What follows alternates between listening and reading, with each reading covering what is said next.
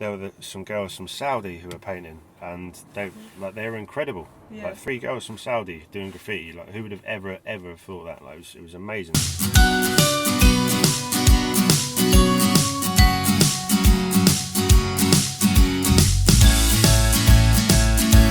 Hi, my name's Jiver. I'm on Art Thou Show. This artist that we're talking with today have painted walls all over the world. And together with the team of other artists, he's also broken the Guinness World Record. Give a warm welcome to Mr. Jiver. Welcome to the Art Show. Thank you very much. So, I think you've been painting on the streets for about 20 years, is that right? Yeah, that's right, yeah. So how have you seen the development from, 20 years ago? I think 20 years ago, I think you had to work a lot harder to go out and paint. I think that you had to work really hard to go and get your paint. I think it was a lot harder to get things like caps and things like that. I think these days you can just go online, you can go on the internet, you can order your paint to your house. You can look online and you can see styles from different countries. You can see who's painting, and you can. It's just a lot more accessible. Like years and years ago, you had to work really hard. You had to swap photos with people. You had to talk to a lot of people and see what was going on in different places. Yeah. Go out and actually see walls and see what people was doing. Now you can sit. You can sit on the train on your phone. You can sit at home on your phone. You can just see it on your. It's all on your phone. Before you had to print out the photos and send them in envelopes, yeah, exactly, yeah. But isn't it harder now to actually find a wall to paint on, or having it's like everybody has 2 extra eyes on you? So I think people that might moan about not having enough walls don't work hard enough. Okay. So there's always a wall to find. There's always a wall to paint. I think right now you are in the transition period where you want to go more into fine art. Like you said, I've done graffiti for 20 years, and I put in my work and that, doing my letters and that sort of thing. I think now there's been a steady progression over those 20 years of me getting into painting canvases and kind of and finding a new challenge and pushing myself into a new direction. And do you still label yourself though as a graffiti artist or a street artist, or? I'm definitely not a street artist. I'm always going to be a graffiti artist. I'm always going to paint letters. I still do paint letters, but now there's an abstract element to it. And whereas my canvases aren't necessarily graffiti, they're definitely not street art. They're more it's abstract art rather than graffiti. But there's elements of my graffiti within my canvases and within my abstract walls that they all connect in a certain sort of way. So I've got my graffiti lettering, I've got my abstract walls, and then I've got my canvas painting as well, and they all connect. They've all got the same passion. They've all got a similar sort of style, and they're not completely separate. And I think there are people that within the scene have been doing graffiti, and all of a sudden they've just stepped off and they've just done something completely different. Are you being criticised for wanting to move into the gallery sort of world? I wasn't sure how I was going to be perceived from going from graffiti to the gallery scene, but I've had nothing but positive reaction, which is really nice. All the way from people that are still going out there and tagging, all the way up to people that I know that are established artists. I've had really, really positive response. I mean, there's always going to be people that will say graffiti has to be on the street, and graffiti tags and pieces have to be on the street. They have to be on trains, and you have to go and steal your paint. And I'm taking nothing away from that, because that's what I used to do. That's where I've come from. Yeah. Is there still room for new graffiti artists, and new street artists, new taggers? Is there still room to do, or is that movement sort of gone and surpassed? Street artists for me, there's I don't know how many every single day there's new street artists. I appreciate what they're doing. I've got no interest in it really. It's not what I'm about. I love looking at graffiti. I love looking at tags. I love seeing trains running and that sort of thing. I think if you're going to be a graffiti artist, then these days there aren't enough people that are going out there and doing things that mean you're a graffiti artist. Like, there aren't people going out there and stealing their first can of paint. Not that I'm telling people to go out and do it, but don't steal. I'm not telling you to go out and steal your paint, but you need to go out there. You need to be a graffiti artist. You need to go out there and do tags on the street. You need to go out there and do things that you're not supposed to be doing, because that's what you do as a graffiti artist. I grew up as a graffiti artist, being an angry teenager and not caring and what anyone thought.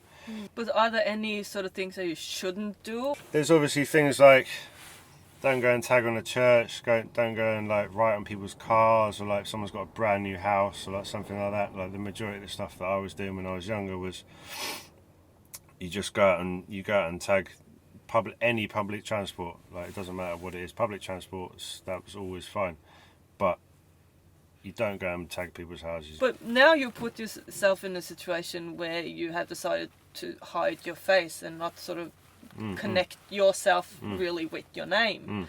Why is that? When I was younger, I was going around and writing Jive everywhere and writing Jive on trains and whatever, and then no one knew it was me. It was my AKA.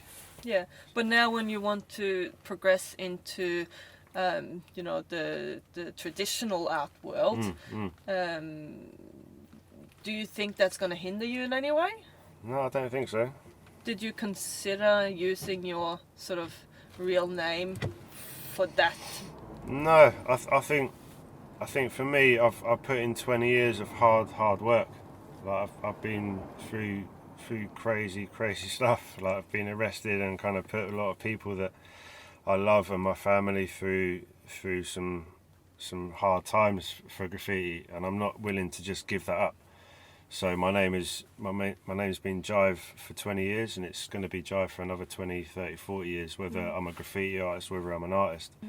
So what is the worst situation you've been caught up in doing this? What, doing graffiti? Yeah. Yeah, there's been a few. Yeah, probably being arrested and taken home by the police, and my mum answering the door probably wasn't. Yeah, like 4 o'clock in the morning, my mum got a knock on the door from the police, and they said, "Oh, your son's been arrested." And she wasn't very happy. That was many years ago. But there's been quite a few experiences of kind of, but yeah, that's probably.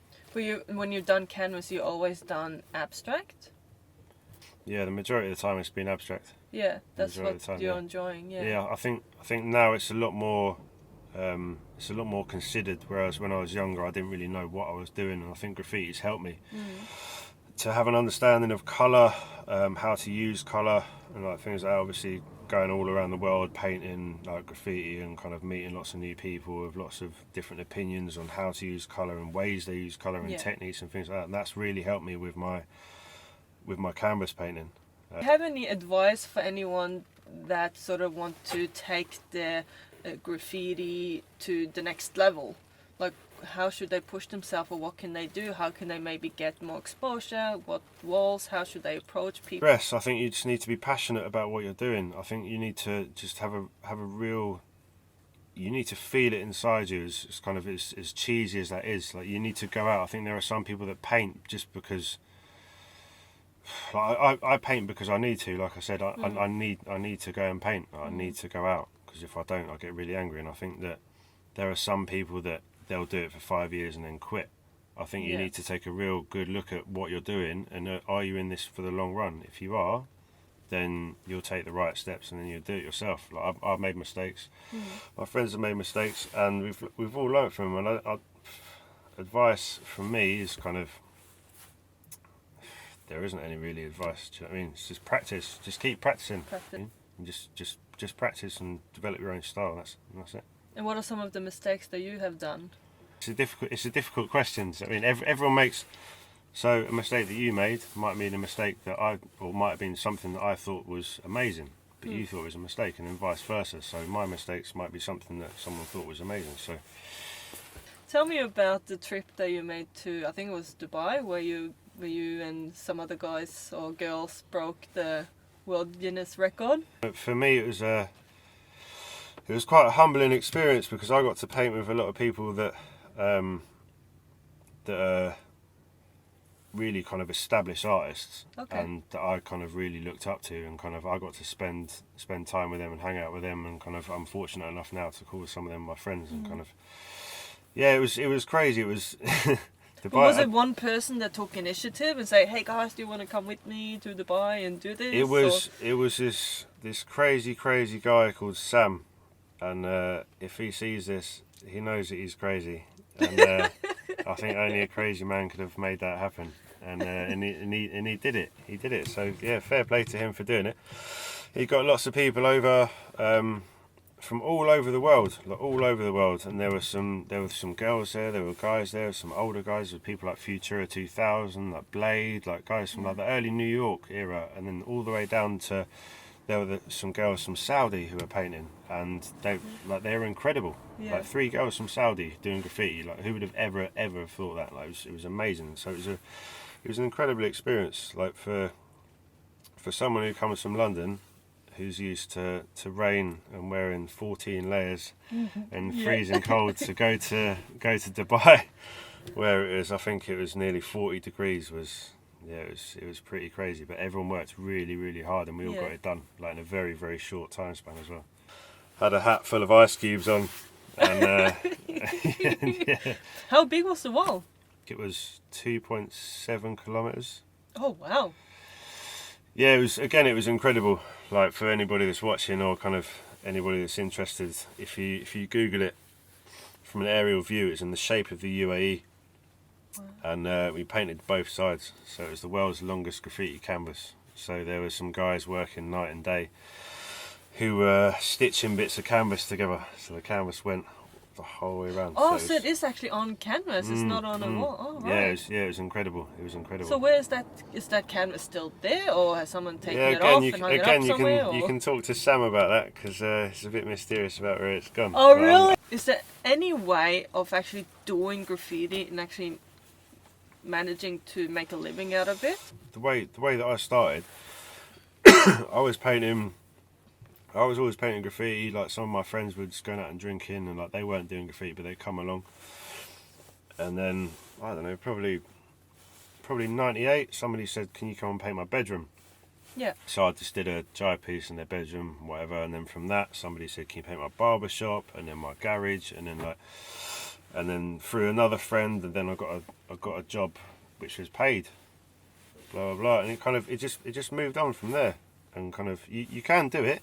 Like if you push your graffiti and you push yourself doing it, you definitely can do it. How do you see the new generation of graffiti artists? There are a lot of guys still painting trains and still going out there and still bombing, and like it's nice to see. They're cleaning a lot of stuff these days, but I think the guys are still doing it. I think there are the younger guys and there are the developed guys, and unfortunately there are guys in the middle who are internet writers. And internet writers? Yeah, so they'll paint just for Instagram and or their social media or whatever, and they just paint for that, and they'll paint the same spots again and again and again, and they're not. The whole thing of writing and doing graffiti is you've got to get your name out there. Like that's when I was younger. But out there has changed, because out there now is Instagram or Facebook. But out there in your days was actually exactly. Yeah, you just hit the nail on the head. Like these guys can paint in their back garden. Yeah. And they can post that week after week after week, and they can have 50,000 followers on their Instagram, and they can get 1,000 likes from a piece that did in their back garden. Like that means nothing to me. Like for me, graffiti is getting my name out there. And it always has been, and that will never ever change.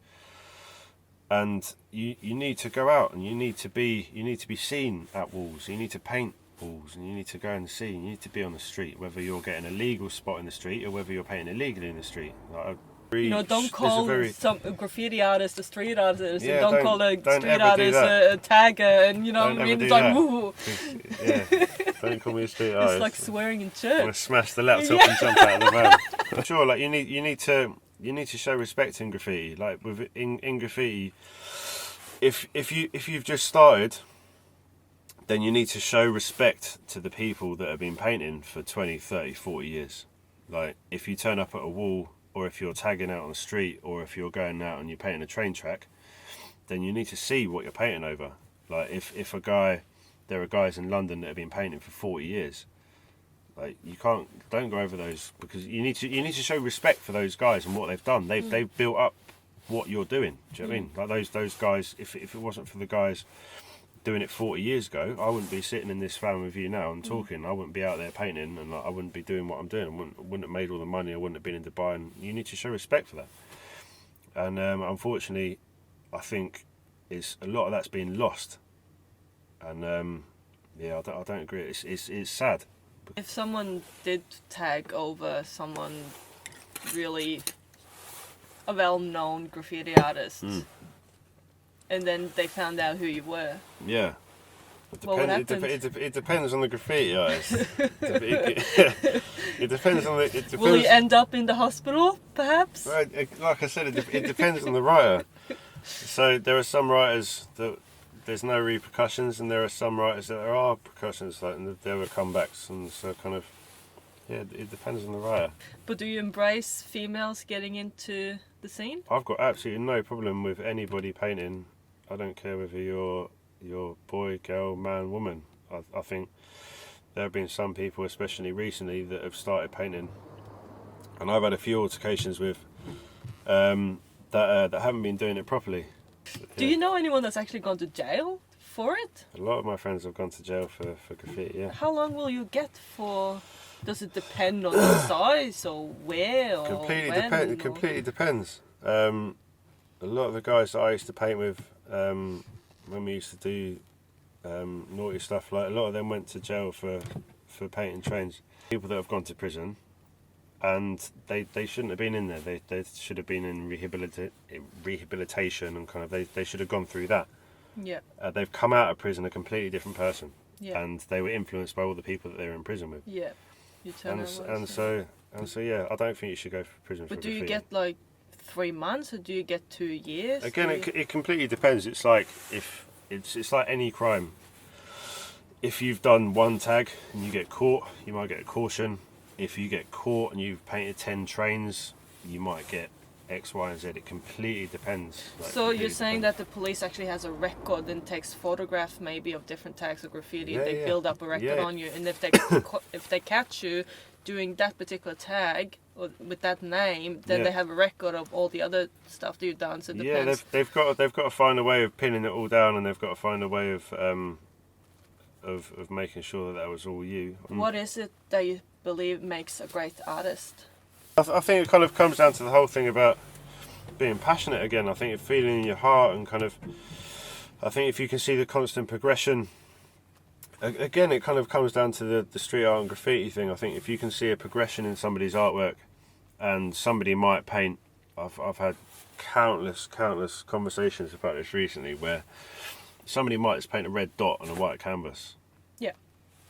And I think it's not necessarily something that I agree with, but if they've come from a background and you can see the progression and how they got to that point, and they've got a meaning, they can justify why they're doing that, then I think that's all right. I think you just need to work hard at it, and you need to have reasoning for doing it. Yeah. Well, thank you for coming anyway. Absolute pleasure. Thank you for having me. It was a lot of fun. It's good. And for everybody watching, remember, be different, be you. Until next time. Nice.